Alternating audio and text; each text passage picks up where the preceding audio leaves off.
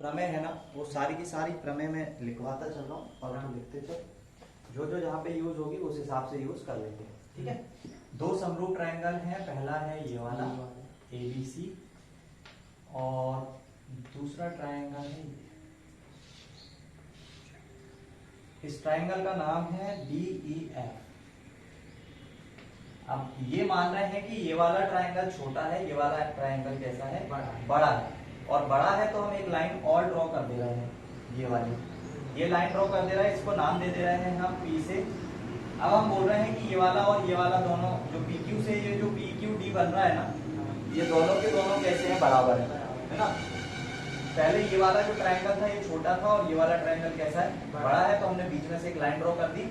और line draw करने के बाद अब ये जो ऊपर वाला बन रहा है ये हम बोल रहे हैं इसके क्या है, बराबर है ना। और बराबर है तो ये वाले ट्रायंगल में जो ये ई वाला एंगल बनेगा ना, वही एंगल कहाँ पे बनेगा, P पे भी बनेगा, क्योंकि दो समानांतर लाइन को जब एक ही रेखा काटती है तो जो एंगल वो रेखा यहाँ बनाती है वही एंगल कहाँ पे बनाती है, एकांतर कोण वाली डेफिनेशन है ना।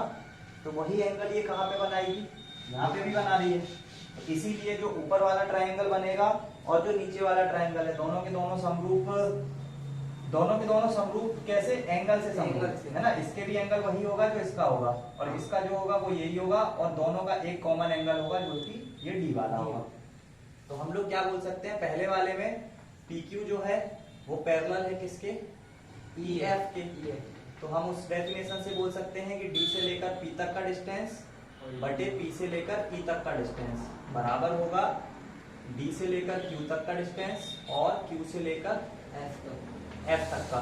इसी में एक चीज और लिखते हैं हम लोग, D से लेकर P लिख लेते हैं और D से डायरेक्ट E लिख लेते हैं, फिर P से Q लिख लेते हैं और P से डायरेक्ट F लिख लेते हैं। एक ये बन सकता है, एक ये बन सकता है।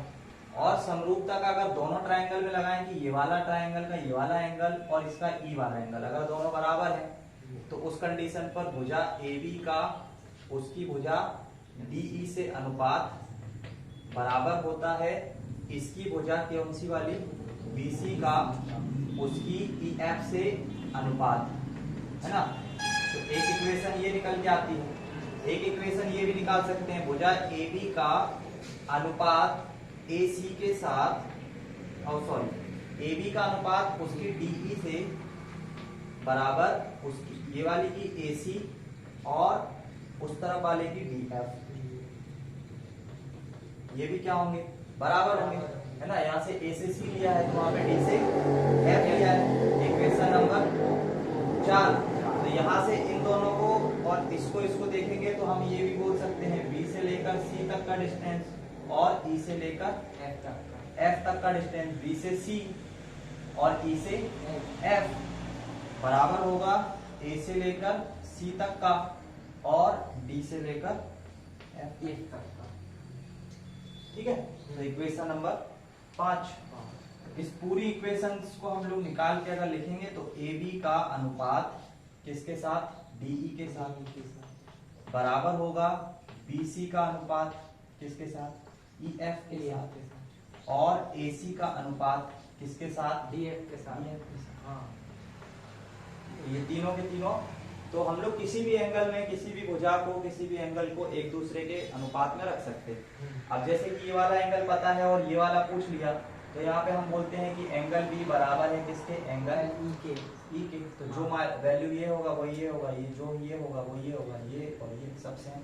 हाँ ठीक, तो दो समरूप त्रिभुज के लिए ये चीज तो लिख लो, दो ट्रायंगल बना लो, इस वाले को बीच में से काट लो, ठीक है, और ये सारी चीजें लिख लो। लास्ट में जो हमें फाइनल चाहिए वो ये चाहिए, तो ये लिखा हुआ है, इसको डब्बा कर लो।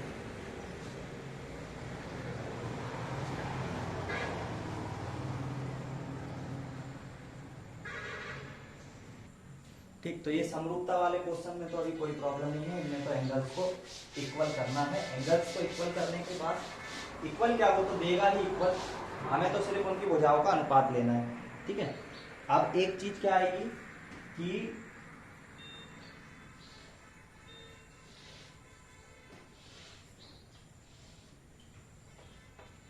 यहाँ पे नाम है O, और चारों कॉर्नर पे P Q R S, P Q R S। हमें ये ट्राइंगल में बोला है, ओ ट्राइंगल तो नहीं है, एक दो ट्राइंगल है ना अलग अलग, तो P और Q जो लाइन है ये पैरेलल है किसके, R और S के, एक तो पैरेलल है, और दूसरी चीज ये प्रूफ करना है कि ट्राइंगल जो बन रहा है POR ये लगभग समरूप है कौन से वाले के, ट्राइंगल R, अच्छा POQ लेना है, POQ और ROS, ये दोनों ट्राइंगल में, चूंकि देखो यहाँ पे बीच में जो नंबर ये लिया हुआ है ना, ये बीच में देखो O लिया है, यहाँ पे भी O, इसका मतलब है जो एंगल इनके बराबर है वो कौन कौन से हैं, एक तो O वाले हैं, P वाला एंगल तो यहाँ पे S आएगा, P वाला एंगल S के बराबर होगा और Q वाला एंगल वो R के बराबर होगा। अब कैसे बराबर होगा ये हम देख लेते हैं, ठीक है। देखो अभी मैंने क्या बताया कॉन्सेप्ट, ये कि दो पैरेलल लाइन और उनको अगर एक लाइन काटे तो ये वाला एंगल और ये वाला एंगल दोनों कैसे होते हैं, बराबर होते हैं, तो हम इसको बोलते हैं एकांतर कोण, है ना। जब एक ही रेखा पर दो कोण एकांतर कोण। अब यहाँ पे भी अगर मैं ये वाली लाइन जो PQ इसने बोली है ये, और ये जो RS बोली है ये, अगर मैं दोनों लाइन बना दूं, बनाने के बाद ये जो लाइन कट कर रही है इसको मैं कुछ ऐसे कट करवाऊं, ठीक है, थोड़ा सा P को आगे की तरफ बढ़ा दूं, और जहां पे कट कर रहा है वहां पे नाम तो P ही रहेगा, बस लाइनों को थोड़ा सा क्या कर रहा हूं मैं, आगे की तरफ बढ़ा रहा हूं, है ना। और यहाँ वाली लाइन को भी जो कहाँ पे कट कर रही है S पे, इसको भी मैं क्या कर रहा हूँ, थोड़ा सा आगे की तरफ बढ़ा रहा हूँ, आगे की तरफ बढ़ा रहा हूँ। तो अब मैं क्या कह सकता हूँ, इस लाइन का और इस लाइन का, ये जो इसका ये वाला एंगल है अंदर वाला, और इसका ये वाला एंगल, ये दोनों कैसे होंगे, बराबर होंगे। एकांतर कोण में जब हम लोग क्या देखते हैं, यहाँ पे जो हमारे पास आकृति निकल के आती है वो आकृति कुछ ऐसे निकल के आती है, देख, एक Z, या इसको सीधा करके बोलेंगे तो N, तो Z या N की जो दोनों कॉर्नर होते हैं ना, एक ये वाला नोक और एक ये दोनों एंगल कैसे होते हैं, हमेशा बराबर। तो इसमें अगर चित्र में मैं दिखाऊंगा तो ऐसा बन के आएगा, ये और दिख गया है। हाँ। अब इस N के जो दोनों कॉर्नर होते हैं वो कैसे होते हैं, एकांतर, एक ये वाला और एक ये वाला, ठीक है, जैसे कि मैंने यहाँ पे दिखाया। हालांकि ये वाला एंगल और ये वाला भी बराबर होंगे, इसका ये वाला है तो ये इसका बाहर वाला बराबर होगा। तो हमें क्या करना है, हम लोग बोल सकते हैं कि इसका जो ये बाहर वाला है ना वो इसके ये बाहर वाले के बराबर होगा। जैसे ये वाला एंगल, ये समांतर लाइन है, ये भी समांतर लाइन है, और उसी को ये काट रही है, तो ये बाहर का एंगल और ये बाहर का एंगल, ये दोनों बराबर होंगे, ठीक है। उसके बाद ये वाला एंगल और ये वाला एंगल दोनों अपोजिट है, फिर ये वाला एंगल और ये वाला एंगल बराबर होंगे, फिर ये लास्ट वाला जो बच रहा है वो इसके बराबर होगा। और दूसरी बात कि एक पॉइंट पे से जब दो लाइन आपस में एक दूसरे को क्रॉस में काटती है, तो क्रॉस में काटती है तो इनके जो ये शीर्षाभिमुख वाले कोण होते हैं ना, ये वाला और ये वाला, ये दोनों बराबर होते हैं, और ये वाला और ये दोनों बराबर होते हैं। इसको अगर मैं A नाम दूं, इसको B, इसको C और इसको D, तो A बराबर होगा B के और C बराबर होगा D के। तो उन सारी प्रॉपर्टी को यूज करते हुए हम क्या बोलेंगे, ये जो इसको आगे बढ़ाएंगे ना, तो यहाँ पे ये जो कट वाला P बन रहा है, ये वाला एंगल, इसको हम लोग एंगल क्या नाम देते हैं, P, ये एंगल बराबर होगा इस सीधी लाइन को ही इस पैरेलल लाइन के जब काटेंगे तो ये जो एंगल, ठीक है। तो एंगल ऐसे क्या होगा, बराबर होगा, और किस डेफिनेशन से होगा, एकांतर की डेफिनेशन, एकांतर कोण। फिर हम बोलेंगे एंगल वाला Q, एंगल Q जो है इस लाइन को यहाँ पे क्रॉस कर रहा है, तो ये बनने वाला एंगल Q बराबर होगा एंगल, इसको आगे की तरफ बढ़ाएंगे तो ये जो कट करेगा यहाँ पे इसका नाम क्या, ये भी किस डेफिनेशन से, एकांतर कोण की डेफिनेशन से। हमें सिर्फ N और Z निकालना है, तो यहाँ पे जब निकालेंगे तो ऐसे करके और ऐसे, ऐसे ऐसे ऐसे, तो जिधर नॉक बनेगी वहां एंगल देंगे, और जिधर दूसरी नॉक बनेगी वहां दूसरा एंगल, और ये दोनों एंगल कैसे होंगे? बराबर। जो भी एन और जेड की नॉक पे एंगल आएंगे ना, एन और जेड की, वो दोनों के दोनों एंगल बराबर होंगे, क्योंकि इस लाइन को आगे बढ़ाएगा और इसको आगे बढ़ाएगा। ठीक है, तो ये वाला एंगल और इसको आगे बढ़ाएगा, इसको आगे बढ़ाएगा, तो ये वाला, दोनों एक दूसरे के क्या होंगे? बराबर। ठीक है, तो जेड और एन जब भी देखेंगे तो उनकी नॉक जो होगी, उन नॉकों को दोनों को एंगल मान लेना और उन नॉक को नाम दे देना, और या उन दोनों को बराबर बोल देना। ठीक। तीसरी चीज कि अभी मैंने जैसे बताया शीर्षाभिमुख, एक ही पॉइंट पर जब काटे कोई पॉइंट तो उसके शीर्ष के दोनों इधर उधर वाले एंगल क्या होते हैं? बराबर। इसका मतलब है ट्रायंगल किस में बन रहा है? POQ। POQ में जो एंगल बन रहा है O, ये एंगल बराबर होगा जो कि एंगल बन रहा है SOQ में। ठीक है, और लिखेंगे क्या यहाँ पे? शीर्षाभिमुख। शीर्षाभिमुख। ठीक है, क्यों शीर्षाभिमुख? क्योंकि वो एक ही पॉइंट पर दोनों आपस में क्या कर रहे हैं? कट कर रहे हैं, है ना, और कट कर रहे हैं, तो वो एंगल जो O होगा, वो देखो यहाँ पे अगर O लिया है तो यहाँ भी O लिया है, यहाँ पे P लिया है तो P को S के बराबर किया तो P के सापेक्ष S लिया है, तो यहाँ पे अपन ने कुछ Q है, हाँ ठीक है, इसमें S इसमें R आना चाहिए, है ना, तो Q, यहाँ पे Q एंगल R के बराबर है, तो यहाँ पे भी एंगल Q एंगल R के बराबर है। ठीक है, तो ये चीज समझ आ गई। एकांतर कोण कैसे लेना है, एकांतर कोण कैसे लेना है, और शीर्षाभिमुख वाले कोण कैसे लेना है। ठीक, करो, कल एक चीज को नोट डाउन कराई दी थी, ये वाली और करो नोट डाउन, तुमको नया ही लगेगा, समझ में भी कम आएगा।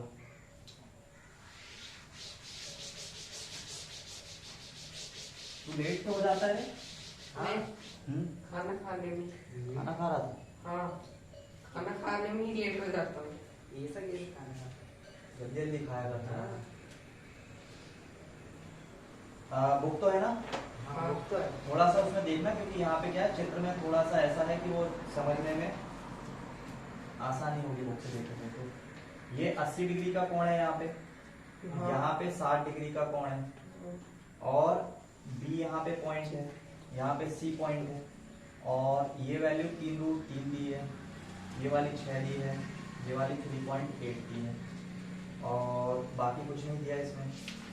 ये वाला दूसरा जो ट्रायंगल बनाया है वो कुछ ऐसा बनाया है। ठीक है, और इसमें R, Q और P, ये वैल्यू 12, ये वैल्यू 6√3 और ये वैल्यू 7.6। अब इस चित्र में थोड़ा सा ये समझने वाली बात है, उसमें बुक में देखोगे तो समझ में आएगा कि पहली बात तो इनके जो भुजाएं हैं इनको आपस में एक दूसरे के अपोन में लेके देखो कि क्या ये समरूप है या नहीं है, क्योंकि एंगल वाला जो यूज है एंगल को एंगल के बराबर करना, वो तभी कर पाओगे जब ये बने हुए ट्रायंगल कैसे होंगे? समरूप होंगे। समरूपता के लिए क्या करते हैं? भुजाओं का अनुपात लेते हैं। तो यहाँ से देख लेना कि ये जो AB वाली भुजा है ना, ये R और P वाली भुजा के बराबर नहीं होगी। किसकी होगी? R और Q, क्योंकि ये वाली थोड़ी सी स्ट्रेट बनी है और ये वाली थोड़ी सी लेटी हुई बनी है। ठीक है, देखो सही से चित्र में देख लो, ये वाली जो लाइन है ना, ये एकदम स्ट्रेट है और ये एकदम लेटी हुई है। तो दूसरे वाले चित्र में देखो, सबसे ज्यादा लेटी ये वाली है और खड़ी कौन सी है? ये RQ। तो हाँ, तो वहां से अगर मैं समरूपता का नियम लगाऊंगा तो AB की जो AB भुजा है उसको मैं R/RQ के बराबर करूंगा, और इसको फिर मैं बराबर करूंगा किसके? AB के बाद AC। अगर इसका AC लेंगे तो इसका PR या RP है ना, और इसका अगर BC लोगे तो उसका P। अब देखो कि क्या ये इक्वल आ रहे हैं या नहीं। AB की वैल्यू 3.8, RQ की वैल्यू 7.6 इक्वल्स टू AC की वैल्यू 3√3 और 6√3 और BC 6/12। कैंसिल आउट करो, 38 दूनी 76, पॉइंट से पॉइंट कैंसिल। ठीक है, 38 दूनी 76, √3 से √3 कैंसिल, 3 से 6 कैंसिल, 1/2 और 6 दूनी 12 मतलब 1/2। 2 हाँ इसका मतलब समरूप है ये, समरूप है। और समरूप है तो हमें इस क्वेश्चन में जो निकालना था वो निकालना था एंगल पी का वैल्यू। ठीक है, एंगल पी का वैल्यू निकालना है। एंगल पी जो है वो ये वाला है, ये वाला है। तो यहाँ पे ये एंगल पी किसके बराबर होगा? एंगल सी के। सी के। मतलब एंगल पी अगर निकालना है तो वो बराबर होगा किसके? एंगल सी के। सी के। और एंगल सी की वैल्यू दी हुई है क्या? नहीं दी ना। नहीं दी। लेकिन ये तो पता है ट्रायंगल के तीनों कोणों का योग कितना होता है? 180। तो ये 60 है, ये 80 है, 140 होगा। 140 होगा। हाँ तो उसको डायरेक्ट ऐसे 140 तो बोल सकते हैं, लेकिन यहाँ पे भी कुछ लिख सकते हैं। क्या लिख सकते हैं? 180 minus angle A minus angle B. हाँ ठीक है, मतलब इसको अगर माइनस को कॉमन ले लोगे ना तो ब्रैकेट में ऐसे लिख सकते हैं। 180 में से अगर इन दोनों को जोड़ के घटा दें तो जो एंगल आएगा वो क्या आएगा? Angle C. सी आ जाएगा। तो 180 में से इसको घटाओगे तो कितना आएगा? एंगल पी का वैल्यू 140 ही आएगा इसके। तो अगर एंगल पी का वैल्यू 140 है, सिर्फ 40। अच्छा, तो इसका वैल्यू कितना है? 40। क्योंकि दोनों कैसे हैं? समरूप। बराबर है ना, समरूप है। समझ में आया? हाँ बराबर। कर लोगे? हाँ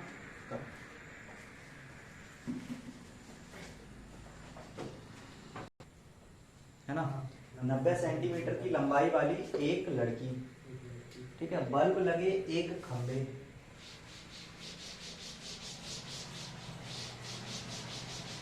तो सबसे पहले तो बल्ब लगा एक खंबा बना लेते हैं, क्योंकि वो तो ऊंचाई उसकी ज्यादा ही होती है ना बल्ब लगे खंबे की। इसकी ज्यादा। तो ये अपन ने बल्ब लगा खंबा मान लिया, इसका नाम मान लिया ए और बी। ठीक है, यहाँ पे लगा है बल्ब। 90 सेंटीमीटर की लंबाई की लड़की बल्ब के खंबे के आधार से, बल्ब के खंबे का आधार क्या होगा? ये होगा ना। बल्ब के खंबे के आधार से परे 1.2 मीटर प्रति सेकंड की चाल से चल रही है। मतलब यहाँ से आधार से परे, अब या तो इधर हो सकता है या इधर हो सकता है, जिधर तुमको लेना हो। तो अपन ले रहे हैं इधर। स्पीड क्या है उसकी? 1.2 सेंटीमीटर मीटर प्रति सेकंड। ठीक है, और 1.2 मीटर प्रति सेकंड की चाल से चल रही है। यदि बल्ब जो है वो भूमि से कितना? 3.6 सेंटीमीटर की ऊंचाई पर है। ठीक है, 3.6 सेंटीमीटर की ऊंचाई पर अगर बल्ब लगा है तो 4 सेकंड बाद उस लड़की की छाया की लंबाई क्या होगी? 4 सेकंड बाद ये लड़की 1.2 मीटर प्रति सेकंड की स्पीड से चल रही है। हाँ है ना, और 4 सेकंड तक चलेगी। 4 सेकंड। तो उसके द्वारा जो 4 सेकंड में 1.2 मीटर प्रति सेकंड से कवर की जाएगी 12 24 12 36 12 48 मीटर। 4.8 मीटर उसके द्वारा क्या करी जाएगी? दूरी तय की जाएगी। मान लो कोई व्यक्ति 20 किलोमीटर की स्पीड से चल रहा है, 20 किलोमीटर प्रति घंटा की स्पीड से चल रहा है ना, तो वो 4 घंटे में कितना किलोमीटर कवर कर लेगा? 4 घंटे में 480। है ना। मान लो किसी व्यक्ति की हम लोग फॉर्मूला यूज करते हैं, चाल बराबर दूरी बटा समय। अगर किसी व्यक्ति की स्पीड 20 किलोमीटर प्रति घंटा है, मतलब एक घंटे में वो कितना किलोमीटर चल रहा है? 20। तो 4 घंटे में वो कितने किलोमीटर चल जाएगा? तो यहाँ पे जब 1 है तो यहाँ पे 20 है, जब यहाँ पे 4 हो जाएगा तो यहाँ पे 80 हो जाएगा। बोलने का मतलब है 1 में 20 किलोमीटर, 1 घंटे में 20 किलोमीटर, तो 4 घंटे में 80 किलोमीटर। है ना। ऐसे ही यहाँ पे लिखा हुआ है 1.2 मीटर प्रति सेकंड की स्पीड से वो चल रही है और 4 सेकंड तक चलती है। 4 सेकंड तक जब वो चल जाएगी तो वो पहुंच जाएगी कहाँ पे? मान लो कि यहाँ पे पहुंच रही है। और लड़की की हाइट जो है वो कितनी दी हुई है? 90 सेंटीमीटर।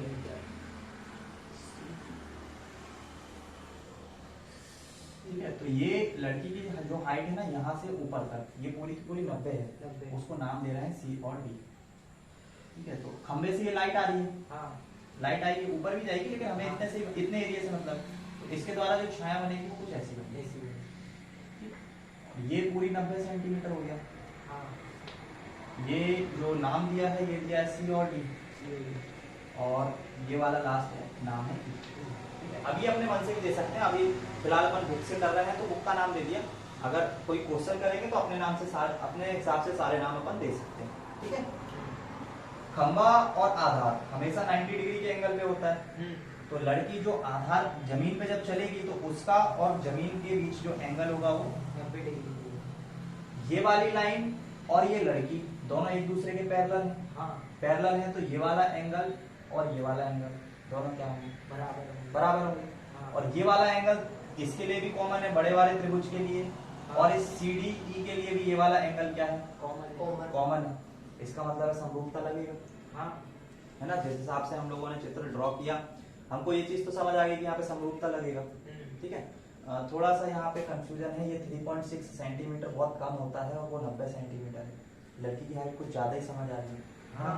और शायद मीटर सेंटीमीटर जो भी हो, गलती तो हुई है उसमें लिखने में कुछ, ठीक है। बट जो भी है हमको तो बुक के हिसाब से करना है।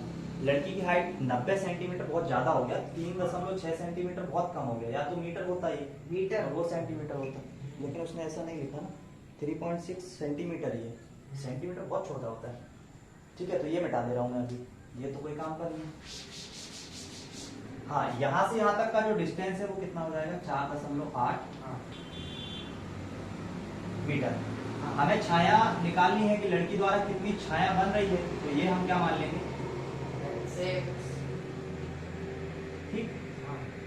अब इसमें ये चीज दिख रही है कि एंगल जो है एक दूसरे के बराबर हो रहे हैं, और एंगल एक दूसरे के बराबर हो रहे हैं, तो इसका मतलब है मैं इस वाले पॉइंट को अगर पकड़ लूं तो मेरे को पकड़ने के बाद ये चित्र कुछ ऐसा दिखना चाहिए। ई वाली जगह पे ये ई से एक लाइन चलाएंगे, सी ए पे जाके मिलेगी, और एक डी जो कि डी पे जाके मिलेगी। ई से चलने वाली डी की जो दूरी है x है, बी से डी की भी जो दूरी है वो 4.8 है, और ए से बी की जो दूरी है, ए से बी की जो दूरी है वो कितनी है, 3.6 है, और बाकी कोई दूरी दी नहीं है, ठीक है। तो यहाँ पे हम लोग एक तो समरूपता वाला लगा सकते हैं, ई से सी चलो, सी से ए चलो, ई से डी चलो, डी से बी चलो, या दो त्रिभुजों के बीच समरूपता वाला लगा सकते हैं, है ना। तो सबसे पहले हम लोग स्टार्ट करते हैं कहाँ से, सबसे पहले तो हम बी और डी का मान निकाल देते हैं। यहाँ पे जो BD है ये बराबर होगा 1.2 गुणा 4 सेकेंड तक चल रही है, तो 4.8 मीटर ये कवर करेगी, ठीक है। अब हम लोग इसमें लगा रहे हैं समरूपता वाला रूल। समरूपता वाला रूल क्या बोलेगा, ई से लेकर कहाँ तक चलो आप, सी तक चलो, और सी से कहाँ तक चलो, ए तक चलो। तो ई से चलो कहाँ तक, सी तक, और सी से कहाँ तक, ए तक। ये बराबर होगा ई से लेकर डी तक, और डी से लेकर बी तक। इसके बाद इसको नाम इसमें वैल्यू रख दो, ई सी की वैल्यू है, नहीं है। उसके बाद सी ए की वैल्यू है, नहीं है। ई और डी की वैल्यू है, कितनी है, और उसके बाद डी से लेकर बी तक की वैल्यू 4.8। अब चूंकि समरूपता है तो इसमें हम एक काम और कर सकते हैं, क्या कर सकते हैं, तीसरे वाले एंगल को कहीं से निकाल लोगे क्या, यहाँ से पहला वाला त्रिभुज, एक त्रिभुज सबसे पहला जो एज्यूम कर सकते हो वो कौन सा वाला कर लो, ये वाला त्रिभुज का नाम क्या है, ए बी और ई, और एक ट्रायंगल और बन रहा है जो कि कौन सा वाला है, सी, उसके बाद डी, और उसके बाद ई। अब इन दोनों में सिमिलरिटी क्या है, ये वाला एंगल बराबर है, ठीक है। सी वाला और ए वाला बराबर है, फिर ई वाला और ई वाला बराबर है। तो इस चीज को देखकर ये लिख सकते हो कि यहाँ से भुजा AB का अनुपात और वहां से भुजा CD का, फिर यहाँ से भुजा AE का अनुपात, भुजा AE लिया है ना यहाँ से, तो यहाँ से क्या CE ले सकते हो।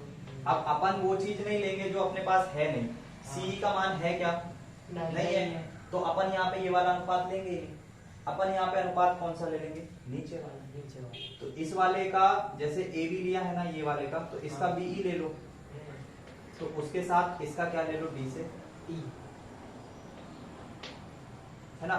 अब देखो ए बी का मान अपने पास क्या है, ए बी का मान 3.6 3.6 और सी डी का मान सी 90 90 90 है ना। हाँ 90 सी डी का मान 90 बी का मान कितना है, बी का मान है बी से ई का मान 4.8 धन x x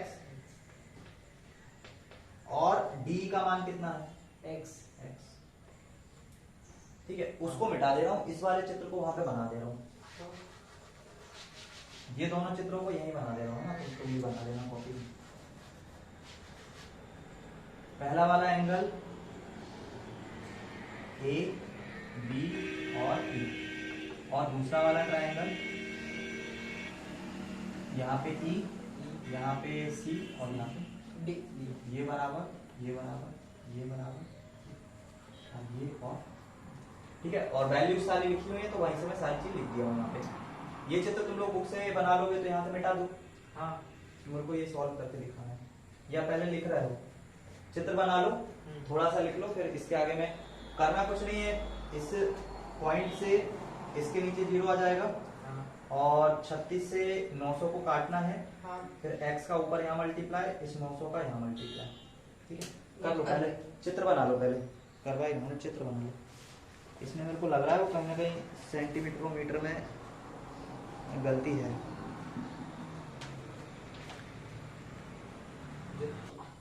त्रिया गुणा करना है इसको,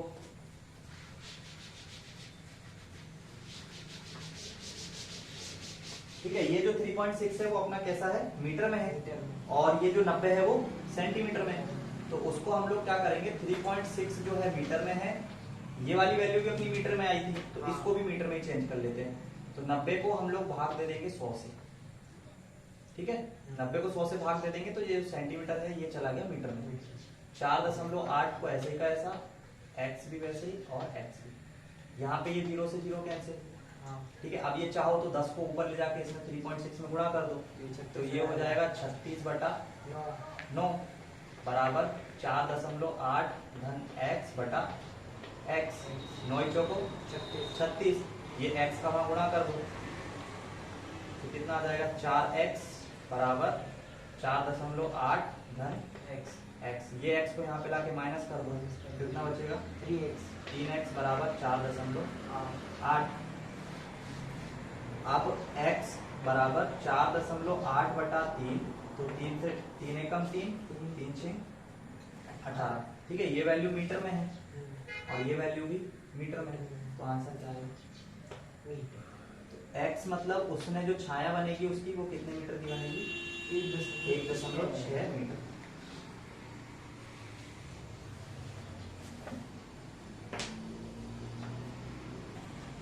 एग्जाम्पल नंबर 8 में 2 चित्र दिए हुए हैं अलग अलग, इसको मिटा दो। हाँ 2 चित्र दिए हुए हैं और 2 चित्र में कुछ कुछ चीजें बोली भी गई है। पहला चित्र अपन ऊपर की तरफ बना लेते हैं,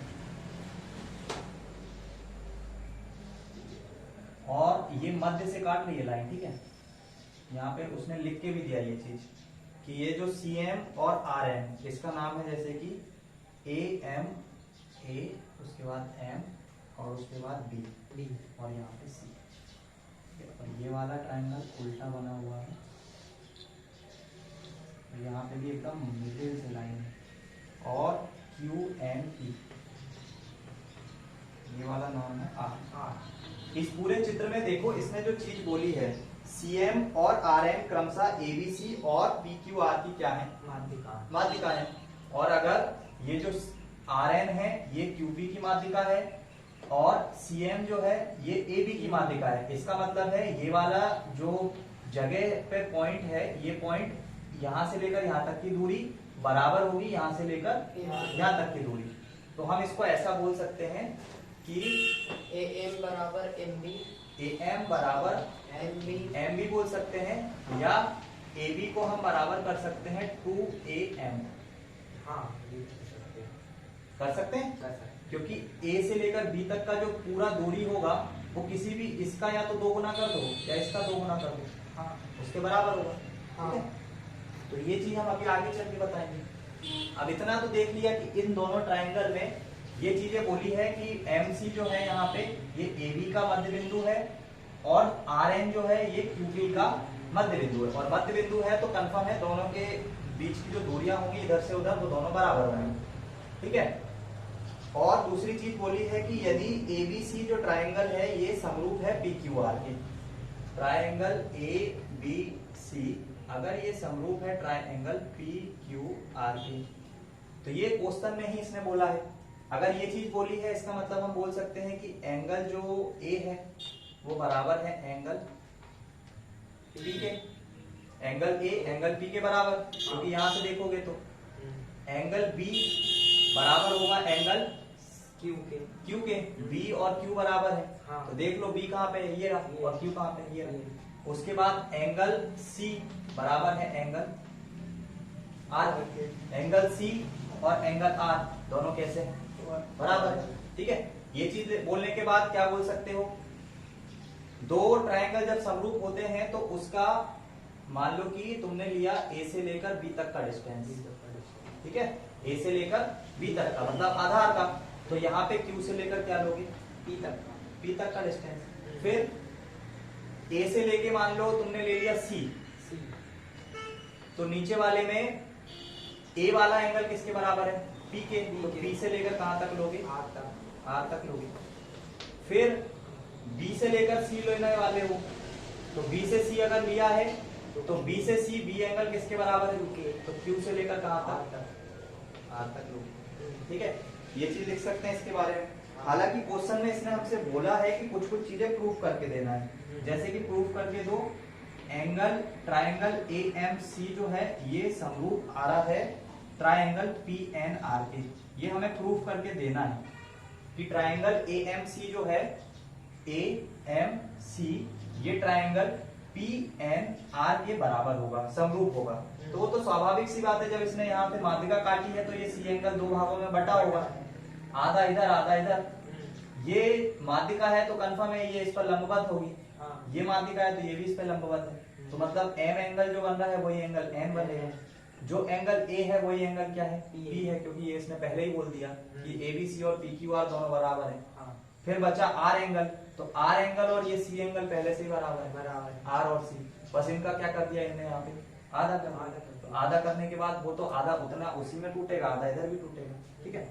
अब हम यहाँ पे क्या बोल सकते हैं, हमें जो चीज प्रूफ करनी है वो ये वाली करनी है, ये वाली। इसका मतलब है हमें कुछ एंगल्स कहाँ के लेना है, एक तो M वाला एंगल लेना है N के बराबर, A वाला P के बराबर लेना है, C वाला R के बराबर लेना है। तो हम यहाँ पे कुछ वैल्यूज को तोड़ के लिखेंगे, क्या कि AB को हम लिख सकते हैं 2AM, क्योंकि हमें A से लेकर M यही वाला ट्राइंगल चाहिए, और यहाँ पे PNR में ये वाला, ठीक है। इसमें ये वाले आधार की वैल्यू और इसमें ये वाले की वैल्यू, दोनों की वैल्यू चाहिए।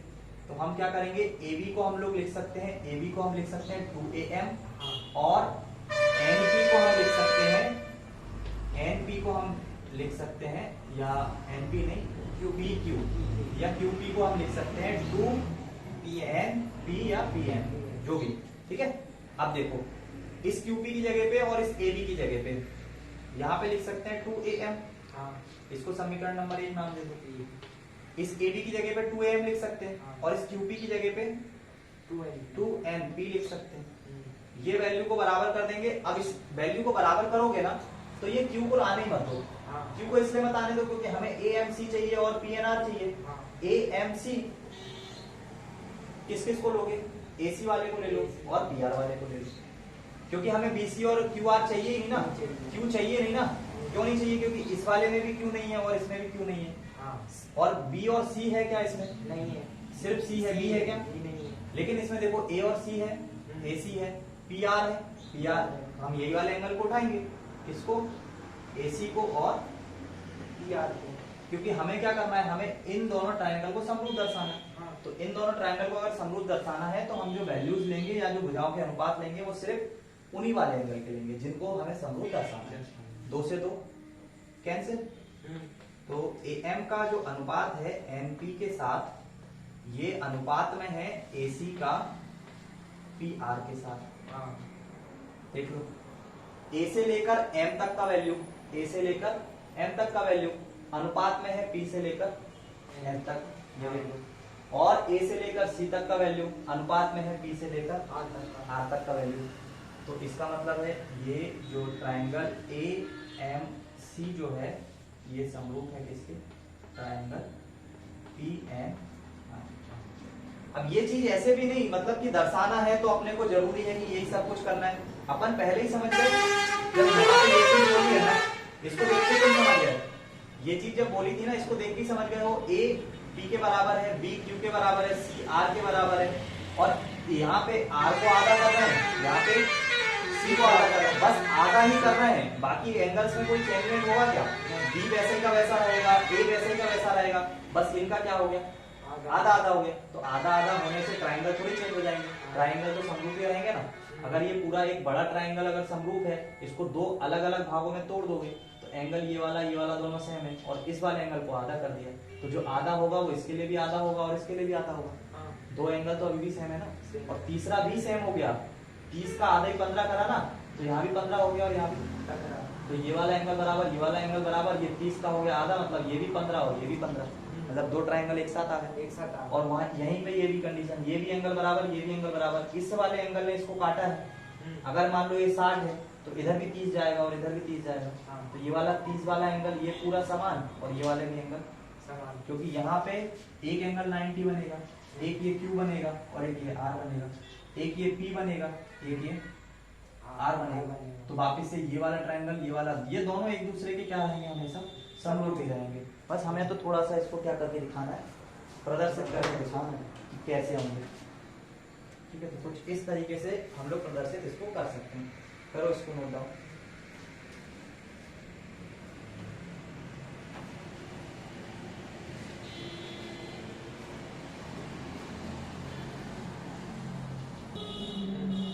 है ना। दूसरी चीज क्या प्रूफ करना है, दूसरी चीज प्रूफ करना है कि ये तो मैं डाल देता हूँ ना, आपका ये कोई काम करनी है। आगे के ऊपर की कुछ चीजें काम की थी है ना, उसको हम लोग वापस से अभी लेकर आएंगे। हमको प्रूफ करना है C से लेकर M तक का जो वैल्यू है, C से M अगर ये लाइन है तो ये वाली लाइन के लिए R से लेकर N लेंगे, ये बराबर आ जाए A से B बटा Q से P। समरूप त्रिभुज में यही करेंगे ना। C से M का अगर डिस्टेंस लिया है, C से M का, तो यहाँ पे R से N का लेंगे, और यहाँ पे अगर A से B लिया है तो यहाँ पे Q से, ये हमें प्रूफ करके दिखाना है। तो ये प्रूफ करने के लिए हम लोग क्या करेंगे, ये प्रूफ करने के लिए हम लोग सबसे पहले हमने अभी एक चीज, दो चीज तो समरूपता में देख ली। एक तो ट्रायंगल जो ABC है ना, ये समरूप है कौन से वाले के, ट्रायंगल A वाला किसके बराबर था, P के, और B वाला एंगल किसके बराबर होगा, Q के, और C वाला एंगल R के। एक चीज तो ये समरूप थी। दूसरी वाली अभी जो हमने समरूप चीज देखी है वो कौन सी देखी है, कि जो AMC है ना, ये समरूप आ गया है हमारे पास किसके, PNR के, ये अभी देख लिया। अब अगर ये समरूप आया है तो ये समरूप जब आया था तो हमने क्या बोला था, A से लेकर M तक का डिस्टेंस, और A से M लिया है तो वो P से N, ये बराबर था किसके, C से लेकर M, तो और यहाँ पे R से लेकर N, यही लिखा है ना अभी। अब हम लोग और क्या लिख सकते हैं, और हम लोग लिख सकते हैं ये CM upon RN, CM upon RN, इसको हम लोग बोल सकते हैं इनका जो अनुपात है वही अनुपात इनमें से क्या रहेगा, AM लिया था ना अभी, A से लेकर M लिया था, और C से लेकर M ले लिया, A से M ले लिया और C से M, तो अब क्या बच गया, अब AC को ले लो, AC, और अगर उसका AC लिया है तो इसका PR लोगे, है ना।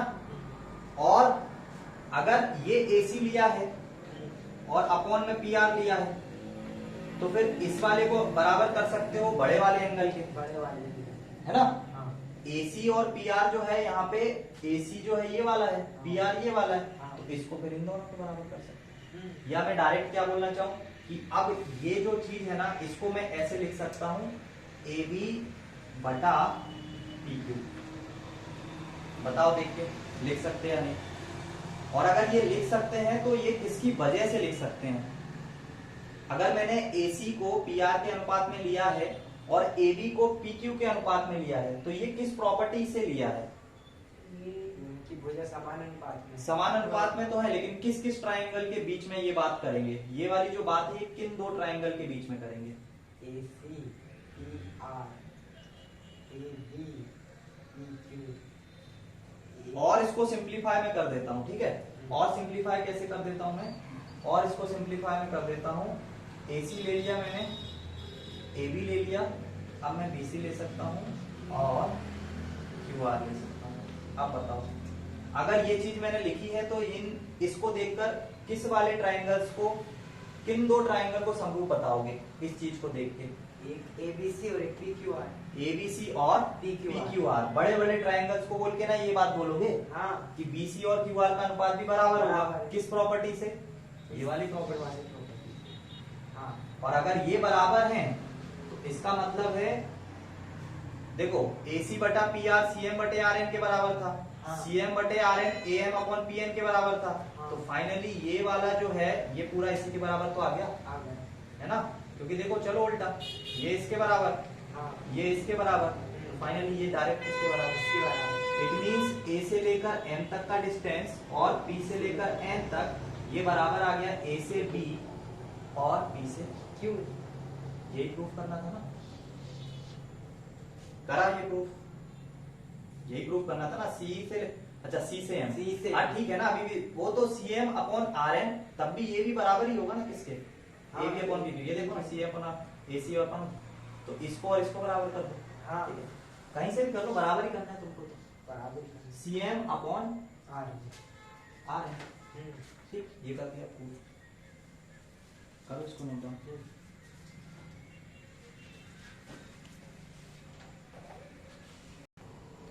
ठीक है, इसी में लास्ट चीज क्या प्रूफ करना है? जैसे कि फर्स्ट वाला प्रूफ किया था ना, हाँ। AMC को PNR के बराबर, अब की बार MBC को करना है QNR। तो वापस से फिर वही प्रोसेस लगा लेते हैं, है ना? अब हमें ये चीज प्रूफ करके दिखाना है, ठीक है? प्रूफ वाली जो चीज है CMB। अब CMB, अब अगर ये समरूप प्रूफ करना है किसके? RN Q के, तो ये चीज दिख गई ना, M एंगल N के बराबर, C एंगल R के बराबर, B एंगल Q के बराबर, ठीक है?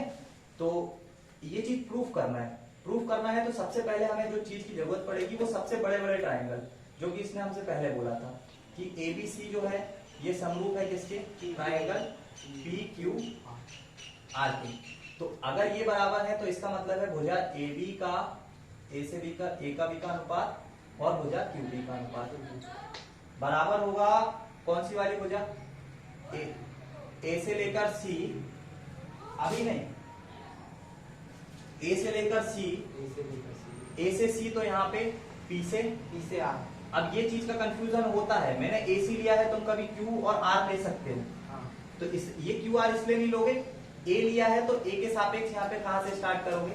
P से। यहाँ B लिया है, जैसे A से B लिया ना, तो तुम P से Q लोगे। फिर मैंने B से C लिया ना, तो तुम Q से R लोगे।